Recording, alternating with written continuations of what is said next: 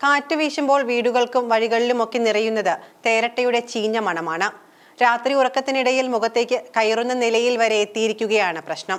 ന്യൂസിലാൻഡിലെ വില്ലിംഗ്ടണിൽ, പ്രത്യേകിച്ച് തെക്കൻ പ്രാന്തപ്രദേശങ്ങളിൽ പോർച്ചുഗീസ് തേരട്ടകളുടെ ഗണ്യമായ ആക്രമണമാണ് അനുഭവപ്പെടുന്നത്.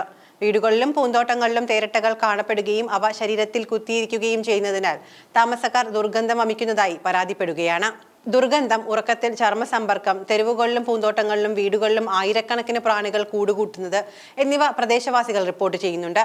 ഓസ്ട്രേലിയയിൽ നിന്നുള്ള ചരക്ക് വഴിയാണ് ഈ പ്രാണികൾ എത്തിയതെന്നാണ് വിദഗ്ധർ പറയുന്നത്. വില്ലിംഗ്ടണിന്റെ തെക്കൻ മേഖലയാണ് ശല്യത്തിന് ഏറ്റവും കൂടുതൽ വിധേയമാകുന്നത്. ഹൊറർ സിനിമകളിൽ കാണുന്ന ദൃശ്യങ്ങളെ ഓർത്തുകൊണ്ടാണ് നാട്ടുകാർ ഈ സാഹചര്യത്തെ വിശേഷിപ്പിക്കുന്നത്.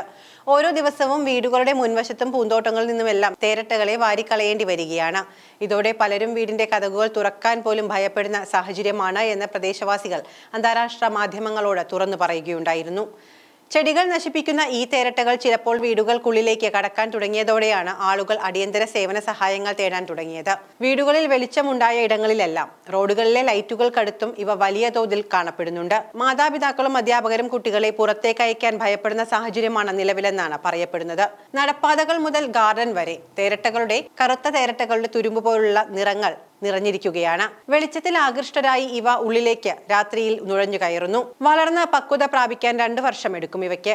ഒരു ചെറുവിരലിന്റെ നീളം എത്തുന്നത് വരെ അവ പുറംതൊലി പൊഴിക്കുന്നു. തുടർന്ന് മണ്ണിലും നനുത്ത പാതയിലും മുട്ടകൾ ഇടുകയും ശരത്കാലത്തിൽ അവയുടെ മുട്ടകൾ വിരിയുകയും ചെയ്യുന്നു. പ്രാഥമിക വ്യവസായ മന്ത്രാലയത്തിന്റെ കണക്കനുസരിച്ച് സൗത്ത് ഓസ്ട്രേലിയയിൽ ഇവയെ ഒരു പ്രധാന ശല്യകീടമായി കണക്കാക്കപ്പെടുന്നു.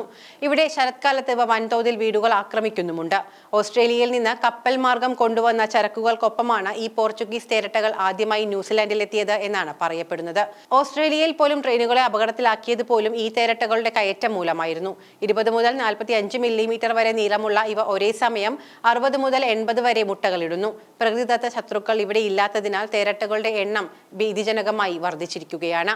ന്യൂസിലാൻഡിലെ സസ്യസമ്പത്തിനും പരിസ്ഥിതിക്കും വലിയ ഭീഷണിയായി മാറുന്ന ഈ തേരട്ടകൾ കഴിഞ്ഞ 20 വർഷമായി ഈ പ്രദേശത്ത് സാധാരണമായി കണ്ടുവരുന്നവയായിരുന്നു. എന്നാൽ അടുത്തിടെ കണക്കില്ലാത്ത രീതിയിലാണ് ഇവ പെറ്റുപെരുകുന്നത്.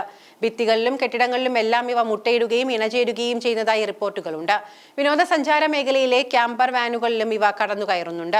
നാട്ടുകാർ കുറ്റപ്പെടുത്തുന്നത് അധികൃതർ പ്രശ്നം തടയാൻ ഗൗരവമായി ഇടപെടുന്നില്ല എന്നാണ്. ക്ഷുദ്രജീവികളായി പട്ടികപ്പെടുത്തിയിട്ടില്ലാത്തതിനാൽ ഇവയ്ക്കെതിരെയുള്ള വ്യാപക നശീകരണ പ്രവർത്തനങ്ങൾ നടക്കുന്നില്ല. ഇതിനാൽ തന്നെ തേരട്ടകൾക്ക് നിയന്ത്രണമില്ലാതെ പെറ്റുപെരുകാൻ വഴിയൊരുങ്ങുന്നതായും വിലയിരുത്തപ്പെടുന്നു.